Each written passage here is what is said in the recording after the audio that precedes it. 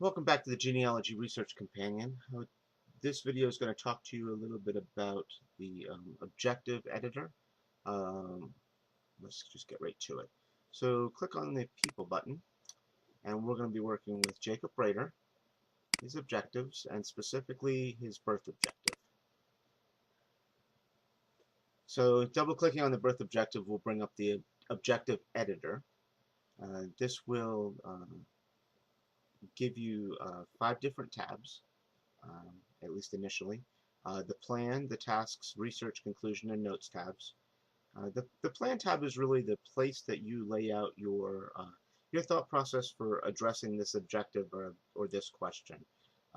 You could talk about you need to go talk to your grandmother and get a verbal story on the objective. You could talk about you need to go visit some place in order to do some research or whatever.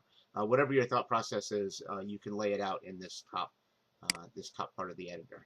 The bottom part of the plan tab is a place where to identify sources that you have in your database that you know that you want to do some research against. So, for example, I know that I want to do research against the 1820 census, the 1840 census. We'll click the 1850 census and already have the 1870 census clicked. Each time you click one of these or check one of these sources off, it creates a research task in your tasks tab. That then tells you these are the things that you want to look at for this objective. I've already looked at the 1870 census and completed that task. What we're going to do is double click on the 1850 census entry and walk through how you would create research against this task. So you edit the research task and then click here to add a research entry. I'll show you what that really does here in a second. Once you click that hyperlink or click that button, it brings up the research editor. The research we're just gonna leave it Friday, January 9th because that is the day that I'm actually doing this. The source is again the 1850 Pennsylvania Luzerne County Census. And right now we have no citations entered into the database for this document. So you've gotten your hands on the part of the 1850 census that has Jacob's information in there, and what we would want to do then would be add a citation to that source so that we can reference it. So you click the button to add the citation. This brings up the citation editor, and then you would fill out the information specific to that citation. We'll go into sources a little bit later in another video to show how to add a source and to fill out or to create or fill out a template. Suffice it to say that I've already created the 1850 census.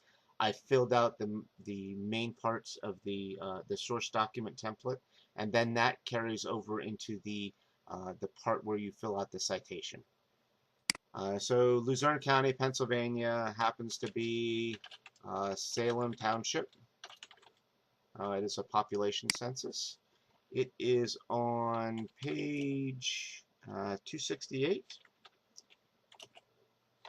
and he is in line number 25. Dwelling 1806 and family 1721. And the person of interest is Jacob. In this case, Jacob Rader. And the access date, I did it today, so we'll just call it 1/9/2015. And it was microfilm number M 432-793. The next tab is the citation text. So that would be the text that you would want to transcribe, or the information from the source or citation that you would want to transcribe to put in the entry. One of the neat things that we have in GRC is the ability to transcribe media on the screen. So if you have, say, scanned in a page of a document, which I have, and I'll show you here, you can actually transcribe it on the screen. So what we're going to do is add in the media. It is Jacob Rader 1850 census, that would be this one. Double click, add it in. If you want to give it a title, you can give it a title, talk about the date, any notes that you would want to put into it. We'll talk about this a little bit later on. We're just going to leave everything generic and click OK. And then in the upper right hand corner, you'll see this transcribe button. What that does is brings up a transcription screen where you can take a look at the source image and transcribe the information below, and it will update the database for you. So we'll enter Jacob Brader's information. So say Jacob Brader, let's create a bulleted list, has his age of 57, says he was a farmer, and if we were really doing this, we would add in all of the entries of Catherine Brader, Thomas Brader, Stephen, and so on. Stephen Brader was a boatman, I think that says, and then the male, female, all that information, and then put that in here. We're just going to leave it as is. Click OK. And then when you click back here to citation text, it actually has put it in there for you. And then we have a notes tab that you can take any generic, specific, whatever notes, just to give you a place to put any kind of details that you might want. We're going to click OK. We have now created our research entry. There's our citation. There's the image that we actually had. So for our research details, for Jacob Brader's birth objective, our details would say something like 1850 census states Jacob was 57 years old. Estimate that he was born approximately 1793. And I'm going to actually accept that. I'm going to try to accept it. I'm going to accept that research and click OK. We actually have now completed the research task. It asks us if we want to mark it as complete. It marks the task as complete. We hit OK.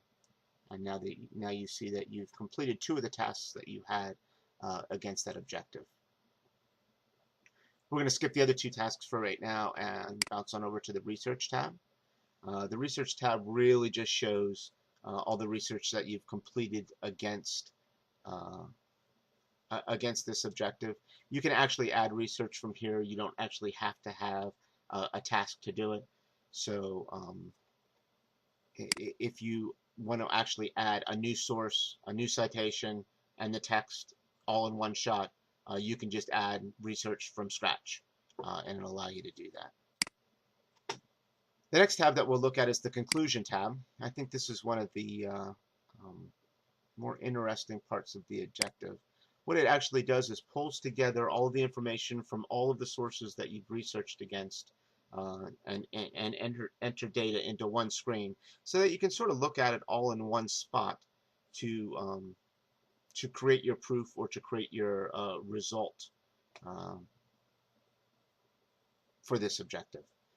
So we'll take a look at this. You know, it's an 1820 census. We took a look at it. It says it had somebody in the household between 26 and 45 back in 1820. We're going to assume this is Jacob. Doesn't really tell us a whole heck of a lot.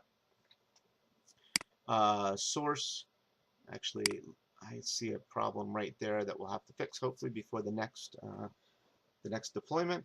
The source should say the actual source that you found this information.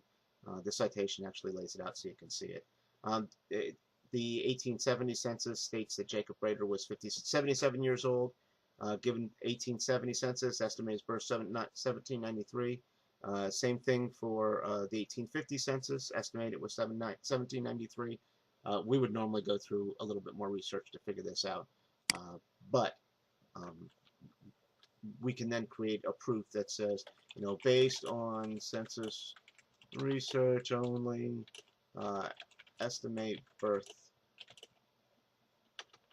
in 1793. Again, not even close to what we should be doing for this objective, but it gives you an idea of the capabilities of the program. Again, we have a notes page. If you don't like doing the you know the plan, task, research, conclusion workflow, you can actually just for each of these do free-form notes. Uh, as with the person, you can add another notes tab if you would like to. Um, we can even call it birth notes. And again, a free-form area to add things. One of the things that I need to show you for any of these notes, any of these rich text editors, this toolbar here is just a basic capability. If you would like to actually edit any of these things in a more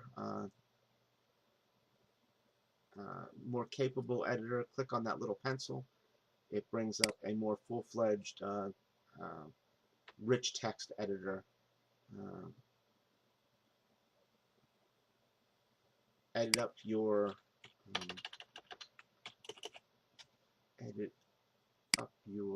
input